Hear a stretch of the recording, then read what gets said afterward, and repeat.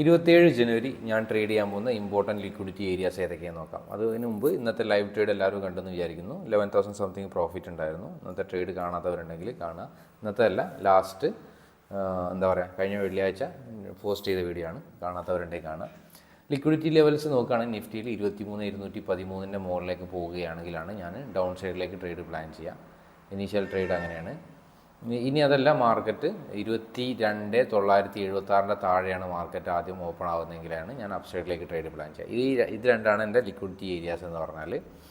നിഫ്റ്റിയിൽ ഇനി ബാങ്ക് നിഫ്റ്റിയിലാണെങ്കിൽ down side liquidity ഒരു ഡെയിലി ടൈം ഫ്രെയിം ക്യാൻഡിൽ IDXൻ്റെ ലോ ആണ് 48.74. സെയിം നിഫ്റ്റിയിലും അതേപോലെ ഡൗൺ സൈഡ് ലിക്വിഡിറ്റി ഒരു ഡെയിലി IDX ടാപ്പ് ചെയ്ത ക്യാൻഡിലെ ലോ ആണ്. അത് ഒരു ഇമ്പോർട്ടൻ്റ് ഏരിയയാണ് അപ്പ് സൈഡിലേക്ക് നോക്കാൻ പറ്റിയ.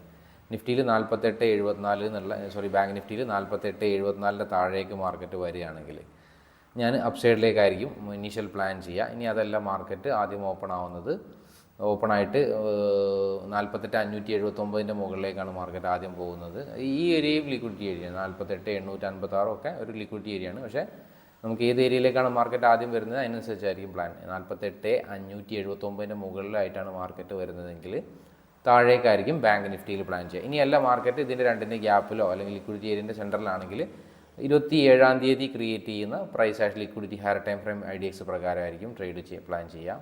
Thank you.